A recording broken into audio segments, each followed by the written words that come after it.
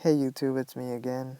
This is part 3 of my video series, Who is Mystery Babylon, the Mother of Harlots, the Apostate Church spoken of in Revelation chapter 17. In my previous video, we discussed how this entity is being referred to as a great city, which reigns over the kings of the earth, and it also sits on 7 mountains or 7 hills. And we had our candidates, the city of New York, the city of Rome, the city of Jerusalem, Iraq, which is ancient Babylon itself. We also found out that New York City does not sit on 7 hills. It is not a city that reigns over the kings of the earth. As a matter of fact, the last time I checked, New York City isn't that, the entire United States.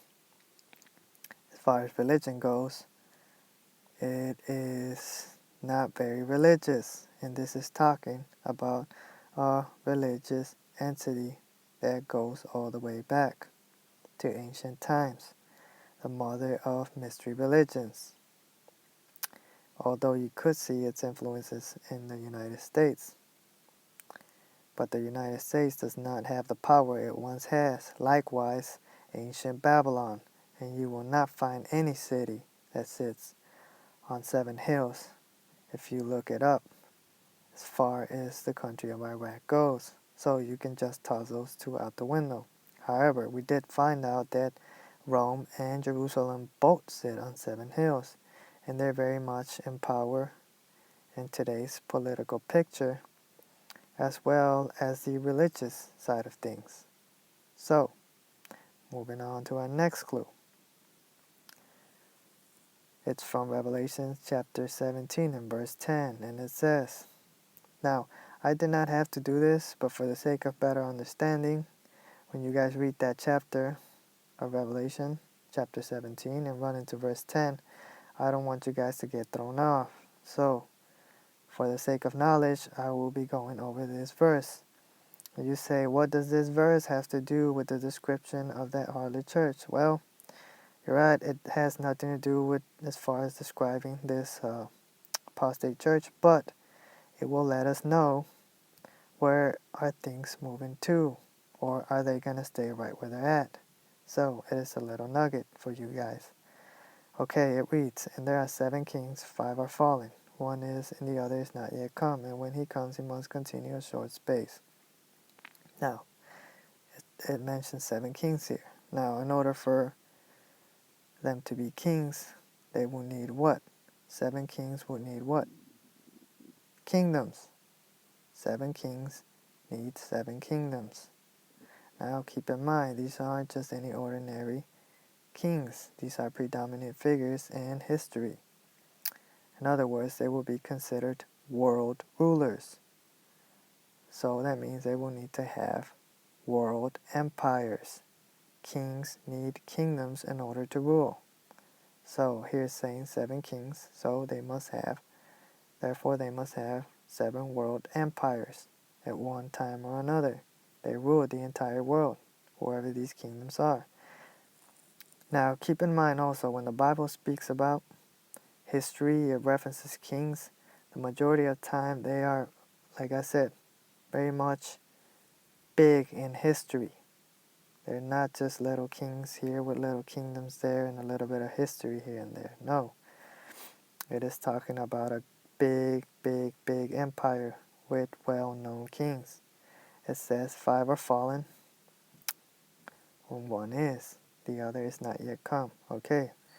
Now, the 7 kings had 7 world empires because they ruled the world. As you know, Egypt was a world empire. It had a king that once ruled the world. Likewise, Assyria, same with Babylon, Medo-Persia too, Greece also, and Rome. It says 5 are fallen. Well, we know that Egypt fell as being a world empire.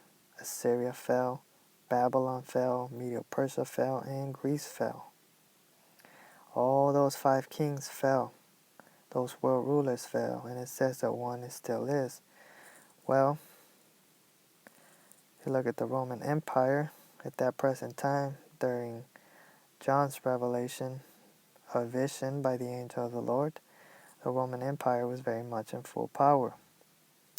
And some would say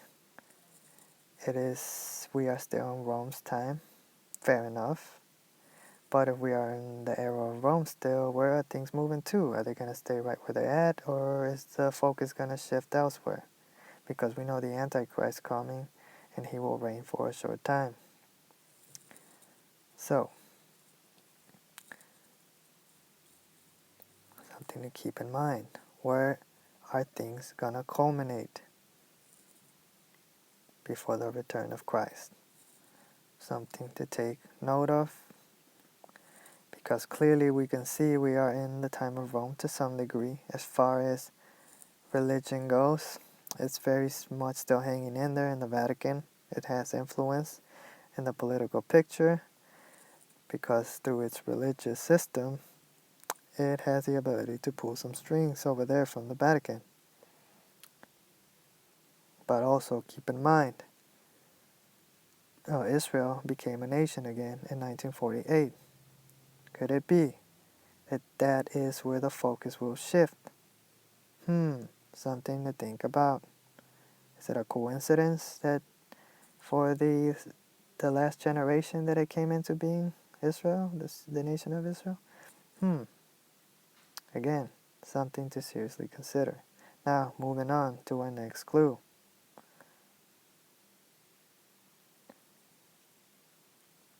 Our next clue is from Revelation 17 and verse 6. It says, "And I saw the woman drunken with the blood of the saints and with the blood of the martyrs of Yeshua. And when I saw her, I wondered with great admiration."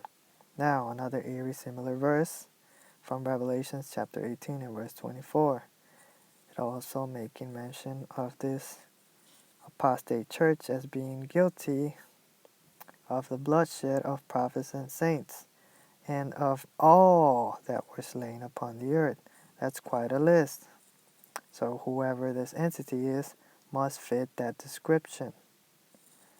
Also note, in Revelation 17 and verse 6, it says, "The woman was drunk with the blood of the saints and the blood of the martyrs of Christ." Notice it's giving two different blood accounts here, the saints and the martyrs of Christ. We know that the martyrs of Christ were many of the apostles and disciples from the New Testament. But why is it making a different mention here of a separate blood account of the saints? Could it be that those people were from the Old Testament? That is exactly what I'm speculating. But let's see, is there anything that backs up my theory? Well, if you turn to Matthew 23 and verse 35, it says that upon you may come all the righteous blood shed upon the earth, from righteous Abel unto the blood of Zachariah son of Berechiah, whom you slew between the temple and the altar. Well, what do we have here? Here we have an account of innocent blood being shed, stemming all the way from Abel, back in the days of Abel, to the blood of Zachariah son of Berechiah, whom was slain between the temple and the altar. Now keep in mind, this is Christ speaking to the people in Israel. So, as you can see there, it would very much fit the theory that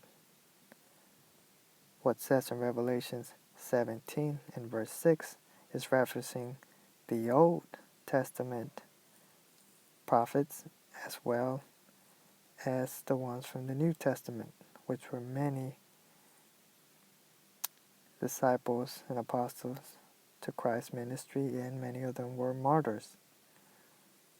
So, whoever this entity is, Rome would have to fit that description, and we know that the Roman Empire does not go all the way back to Abel's time, nor to the time of the old prophets in the Old Testament.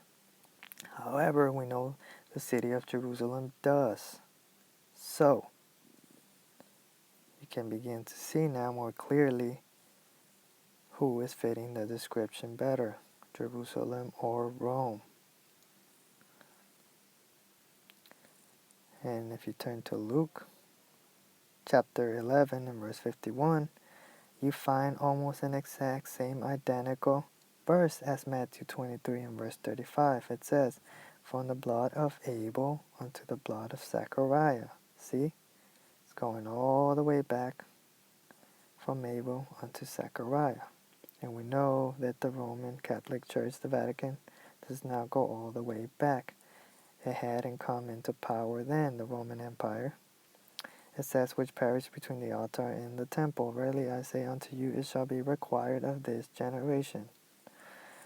Again, this is Christ speaking to the people in Israel. And also note, it says, Zechariah son of Berechiah was slain between the temple and the altar. Now, let me ask, is the temple and the altar located at the Vatican over there in Rome City? Absolutely not. Why? Because it does not go all the way back. And this is Christ here speaking to the people in Israel. So no, it does not apply.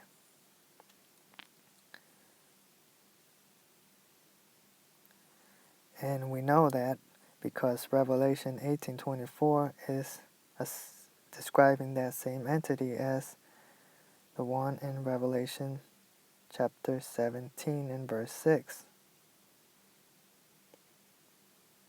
So, as you can see there, Rome does not fit that description as being that mother of mystery religions.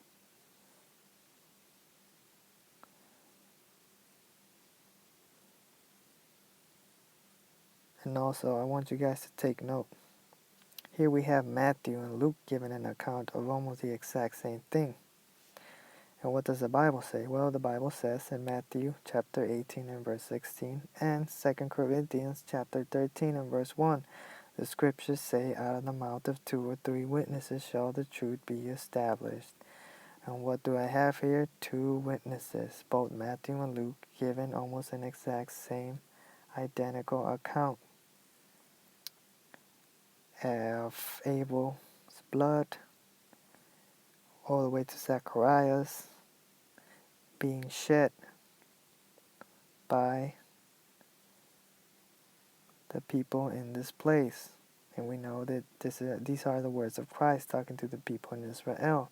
So how can it be the Vatican, the Roman Catholic Church? It says here, again,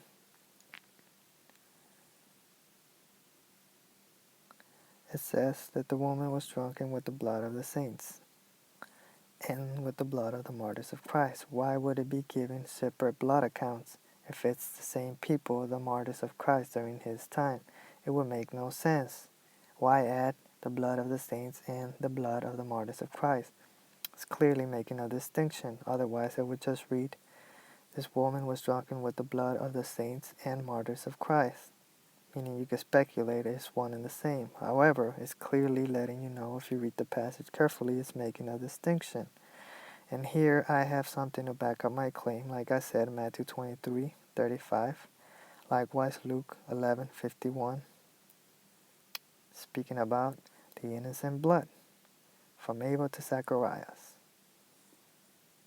That is stemming from the Old Testament all the way up into Christ's time. And we know that the Roman Empire hadn't even come on the scene back in Abel's time, all the way back in the Old Testament. And as you can see, you need 2 witnesses to establish the truth. Well, I have Matthew and Luke. Also, like I said, the temple and the altar are not located in Rome. We know that, common sense. So, how can Rome be laid? How can we lay this charge on Rome if it does not stem all the way back? Perhaps the people that were in Jerusalem, some of them migrated to Rome, that would make sense. But here Christ is talking to Israel. So with that being said, I will end this video for part 3, and I will conclude the series in part 4. So I'll catch you guys in my next video. Ciao.